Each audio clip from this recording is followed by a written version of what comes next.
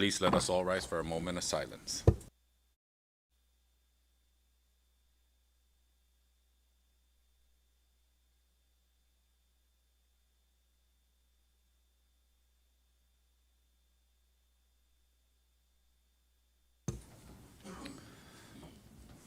Thank you, everyone. And with that, I recognize the clerk to please call the roll of attendance.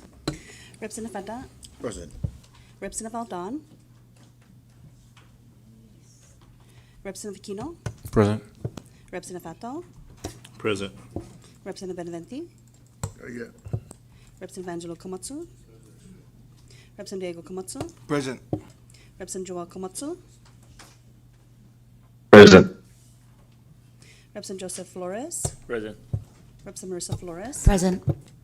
Representative Manglotnia, Representative Ogo, Present. Representative Omar, Gage. Representative Palacios, Yeah. Representative Rangamar, Present. Representative Sablan, Yes, they got. Representative San Nicolas, Mr. Speaker, Present. Representative Yanktamine, Nangiye. Representative Yumo, Representative Aldon. Mr. Speaker, 16 members are present and 4 members absent. Thank you, clerk.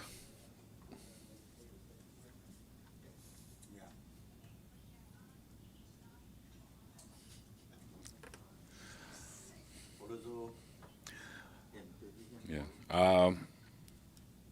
With 16 members present, that's enough for a quorum to proceed forward with today's session. That the records reflect that Representatives Yumo, Manglonia, and San Nicolas are hereby excused. I know Representative Aldon is making his way to the chamber. We now go ahead and proceed to the next item of the agenda, and that's to recognize the floor leader for the motion for the emergency declaration. Floor leader. Thank you, Mr. Speaker. Pursuant to the Open Government Act and the official rules of the House of Representatives, I move that this House agrees that an emergency exists.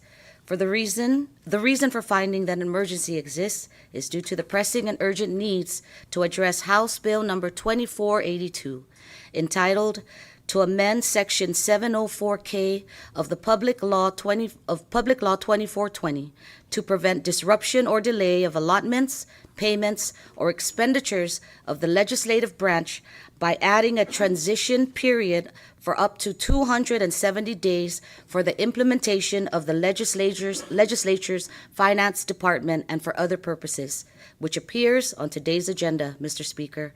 And on that note, I move. Thank you, floor leader. And before I recognize that motion and the second, I'd like to recognize the clerk to please go ahead and call Representative Aldon for the record for his attendance. Representative Aldon. Here. Mr. Speaker, 17 members are present and 3 members are absent. Okay, thank you, clerk. Let the record reflect that Representative Aldon is present, and there are 17 members present with the 3 representatives, as mentioned earlier, who are excused for today's session. So a motion has been made by the floor leader for the motion for the emergency declaration, and it has been seconded. Any discussions? Ready? Clerk, please call the roll. Representative Fanta, Yes. Representative Aldon, Representative Aquino, Representative Fato, Yes. Representative Benavente, Good. Representative Angelo Komatsu, Representative Diego Komatsu, Yes. Representative Joel Komatsu, Yes. Representative Joseph Flores, Yes. Representative Marissa Flores. Yes. Representative Ogo, Representative Ogo, Representative Omar, Hungan. Representative Palacios, Good. Representative Rangamar, Yes. Representative Sablan, Hungan. Representative Yanktamine, Aware. Representative Ogo. Mr. Speaker, Yes. Mr. Speaker, all 16 members present voted yes. Thank you, clerk. With 16 votes in the affirmative, And two-thirds of all members having voted in the affirmative, the House does find an emergency exists, and we will now proceed with the agenda. Item number 2, public comments. The podium's open. Please state your name and the entity you represent, and please try to keep your comments related to today's emergency session's agenda. Thank you. You'll be given 5 minutes. Hafa and Happy New Year, honorable members of the legislature, of the House. I'm Brendan Lade, legal counsel to the Office of the Governor.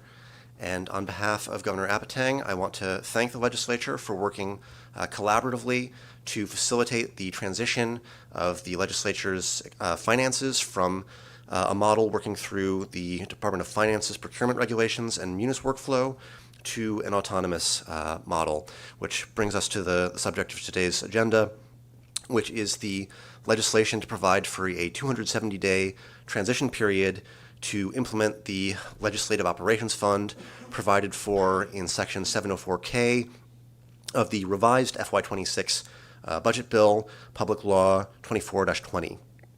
Now, Governor Apatang line item vetoed certain provisions of that section, in part because of concerns related to the feasibility of the implementation of the new system and the back-end munis workflow.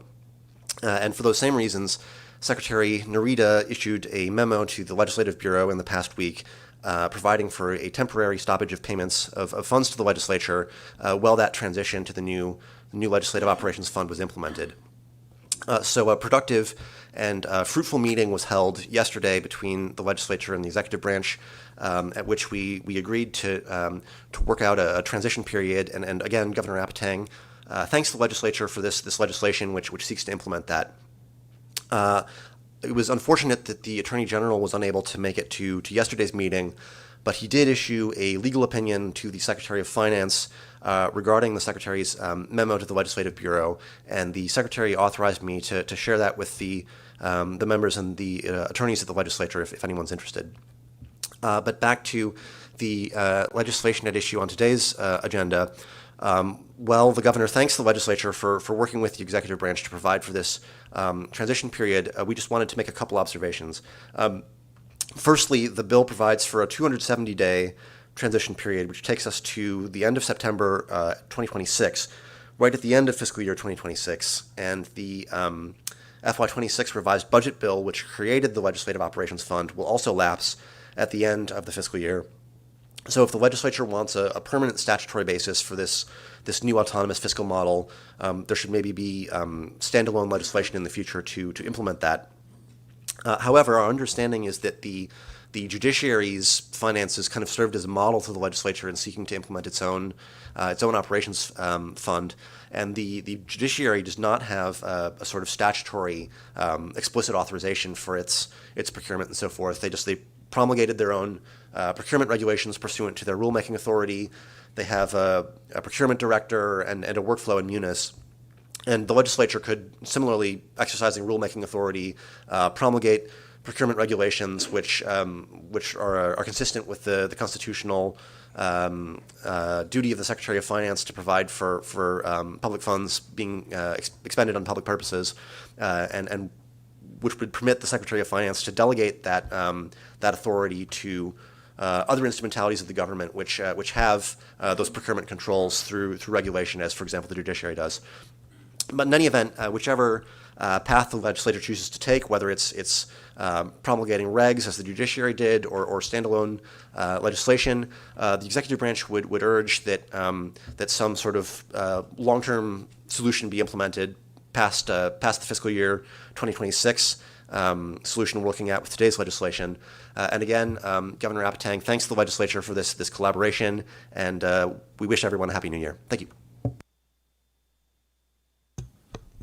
Thank you. The podium's still open for public comments.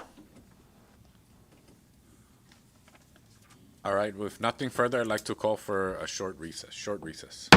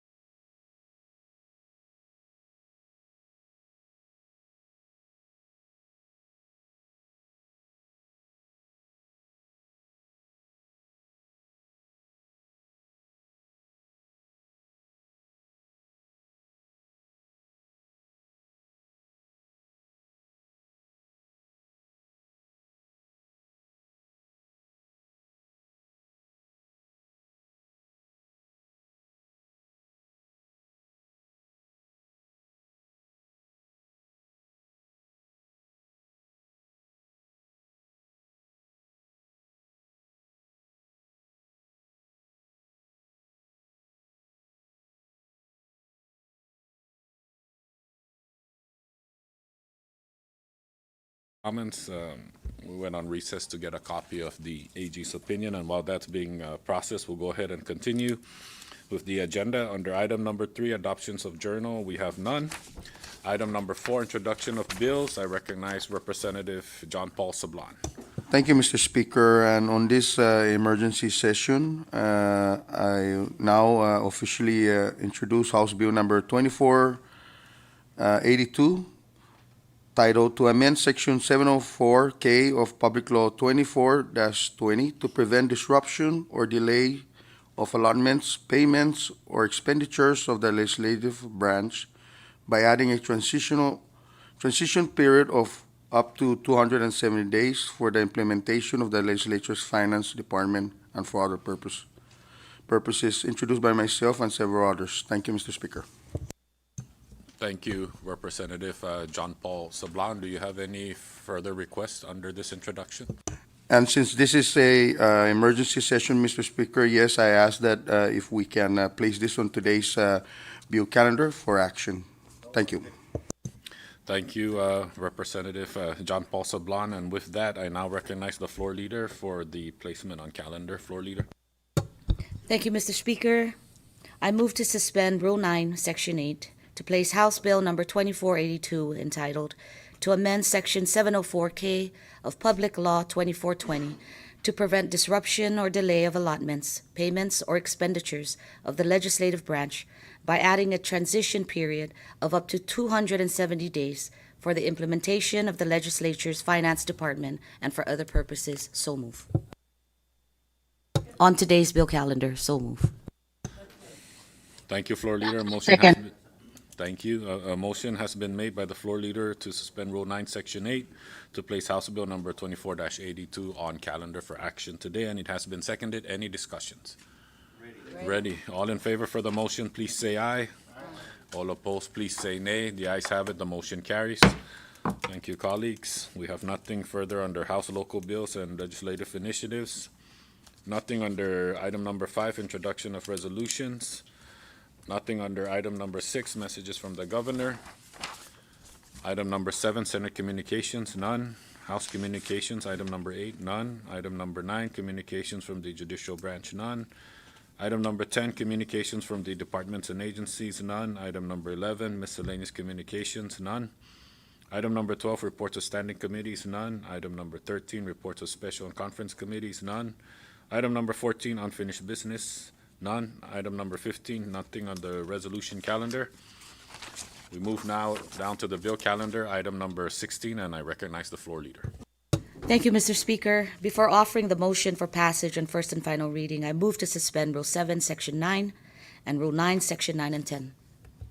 So move. Thank you, floor leader. A motion has been made to suspend Rule 7, Section 9, and Rule 9, Sections 9 and 10, and it has been seconded. Any discussions? Ready? All in favor for the motion, please say aye. Aye. All opposed, please say nay. The ayes have it. The motion carries. Floor leader. Thank you, Mr. Speaker. At this time, I now move for passage on first and final reading on House Bill number 24-82 to amend Section 704K of Public Law 2420 to prevent disruption or delay of allotments, payments, or expenditures of the legislative branch by adding a transition period of up to 270 days for the implementation of the legislature's finance department and for other purposes. So move. Thank you, floor leader. A motion has been made for the passage of House Bill 24-82, and it has been seconded. Any discussions? Recognize the author.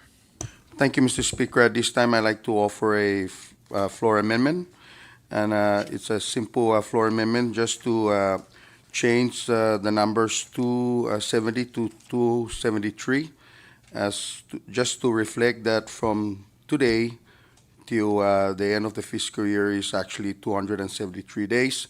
So changing the numbers of 270 on the title on page 1 and on page 2, line 10, changing the number 270 to 273.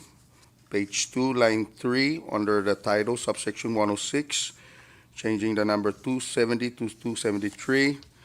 And on page 3, line 6 and 7, changing the numbers 270 to 273. so offered. Thank you, Mr. Speaker. Thank you, Representative John Paul Sablan. A floor amendment has been offered by Representative John Paul Sablan as written. Everybody has a copy, and it has a copy, and it has been seconded.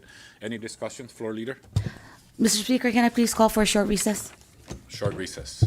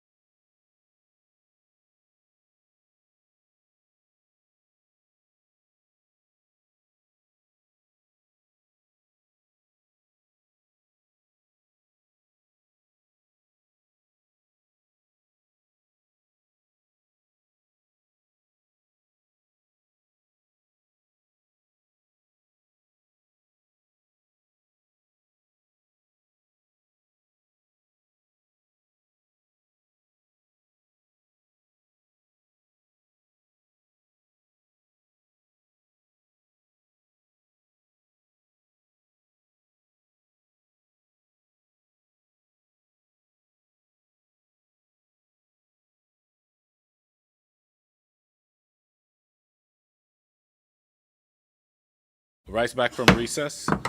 Before we went on recess, we were under discussion. Representative John Paul Sablon offered a floor amendment to House Bill 24-82, amending the number of days from 270 to 273 on the affected parts of the bill. Everybody has a copy, and it has been seconded, so we're under discussion. Any further discussions? Ready? All right. All in favor for the floor amendment offered by Representative John Paul Sablon, please say aye. Aye. All opposed, please say nay. The ayes have it. The motion carries. We're now back to the main motion, and that's voting on House Bill, or discussion under House Bill number 24-82, House Draft 1. Representative John Paul Sablon. Thank you, Mr. Speaker and colleagues. We are here today on this emergency session because of the memo that was sent to our Director of our Legislative Bureau by the Secretary of Finance, calling to suspend our allotments to the legislature as we proceed in formulating our finance division or department here in the legislative branch. So this is why we are here today, to amend Public Law 24-20 to avoid any disruption and delay of our allotments and payments and expenditures of the legislative branch. And I ask you guys for your support today. I know that I've spoken to Senate President. They are also calling an emergency session at 11 a.m. today, this morning. And we are here to address the concerns so that we can continue providing services to our dear people of the Commonwealth here in the legislative branch. Thank you, members. Thank you, Representative J.P. Sablon. Recognize Representative Aquino. Thank you, Mr. Speaker, and esteemed colleagues. I rise also in support of the amendment to Public Law 24-20, Section 704K. I do so in the spirit of cooperation and partnership amongst our co-equal branches of government. Section 704K clarifies that the legislature has control over its finances and procurement. Importantly, this section does not exempt the Department of Finance from performing or assisting with payroll and payment processing. The purpose of 704K is to establish legislative authority over financial decision-making, not to remove existing ministerial duties that ensure laws are properly executed and public accountability is maintained. The CNMI Constitution established three separate but equal branches of government. Article 2 vests legislative authority in the legislature, including the power to enact laws governing internal operations, appropriations, and expenditures. Article 3 charges the executive branch with faithfully executing the laws. Article 10, Section 8 provides the Department of Finance with oversight responsibilities regarding the expenditure of public funds. These provisions ensure the balance of powers, where each branch respects the lawful role of the others. Even though the legislature has separate accounts and control over its appropriations and procurement, this does not negate the fiduciary responsibilities of the Department of Finance. The Secretary of Finance continues to have a fiduciary duty to ensure lawful payroll and payments are processed accurately and on time. Any attempt to refuse or withhold these duties would be considered ultra vires, meaning beyond the powers granted by law, and could expose the department to administrative or legal liability. This principle is reinforced by established legal precedents. As established in Marbury versus Madison, public officers are required to perform duties directed by law and may not refuse lawful disbursements. Similarly, in Kendall versus United States, the Secretary of the Treasury could not refuse to disperse funds lawfully appropriated by Congress.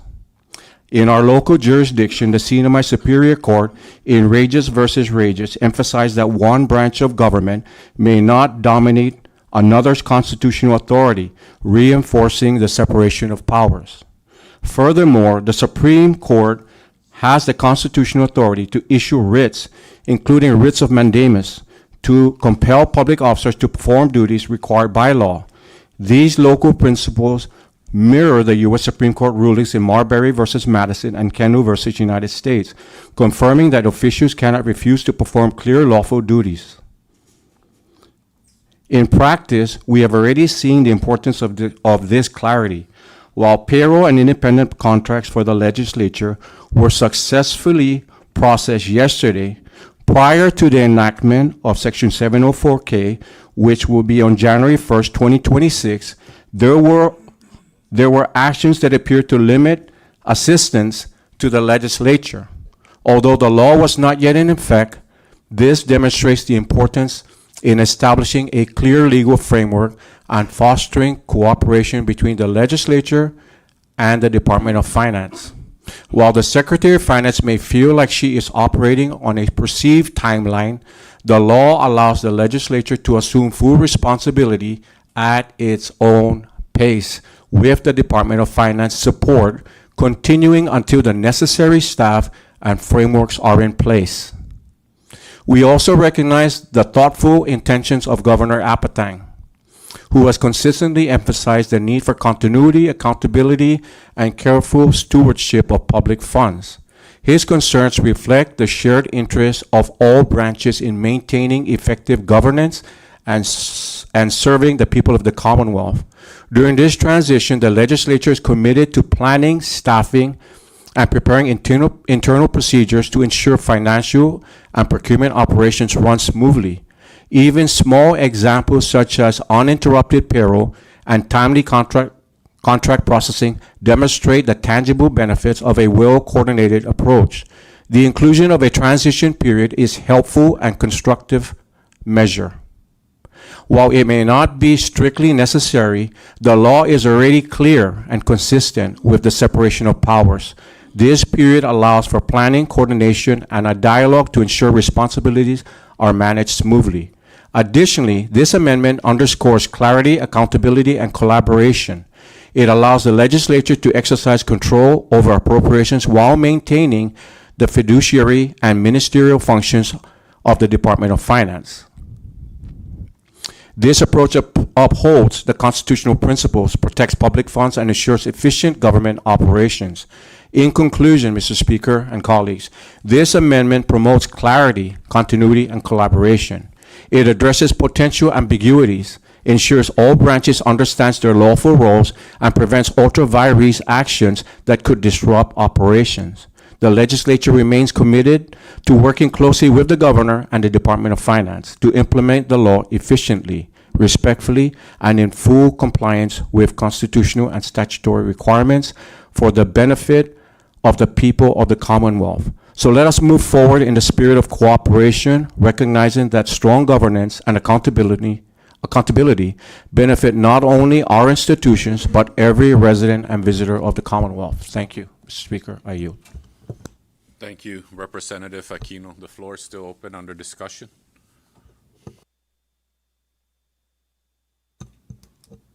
Ready? Ready. Okay, thank you, everyone. I now recognize the clerk to please call the roll on the passage of House Bill number 24-82, House Draft 1. Clerk? Representative Adat? Yes. Representative Aldan? Yes. Representative Aquino? Yes. Representative Atal? Yes. Representative Benavente? Good. Representative Angelo Camacho? Yes. Representative Diego Camacho? Yes. Representative Joel Camacho? Yes. Representative Joseph Flores? Yes. Representative Marissa Flores? Yes. Representative Vogel? Yes. Representative Omar? Hungad. Representative Palacios? Good. Representative Rangamar? Yes. Representative Sablan? Ngan. Representative Yangtamay? Aware. Mr. Speaker? Yes. Mr. Speaker, all 17 members present voted yes. Thank you, Clerk. With all 17 members present voting yes, House Bill number 24-82, House Draft 1 hereby passes the House. Thank you, colleagues. We now move down to item number 17, miscellaneous business, and the floor is open. Ready? Ready. All right. We now move down to item number 18, announcements. Any announcements? Ready. On behalf of the 24th House, and to all the people of the CNMI that are near and far, we want to wish you all a happy, safe, blessed, and prosperous 2026. Happy New Year. And with that, we now move down to adjournment, and I recognize the floor leader. Before you adjourn, can you say that one more time, Speaker? Because our great counsel was passing papers and blocked your view from the camera. So can you please address the people of the Commonwealth one more time? All right. On behalf of the 24th House of Representatives, we want to wish you all a happy, safe, blessed, and prosperous 2026. Happy New Year. And with that, I recognize the... Happy New Year. And with that, floor leader, adjournment. Thank you, Mr. Speaker. At this time, I move to adjourn, subject to the call of the chair. So move. Thank you for the second. Motion has been made for adjournment by the floor leader and has been seconded. Any discussions? Ready? All in favor, please say aye. Aye. All opposed, please say nay. The ayes have it. The session's hereby adjourned. Thank you, everyone.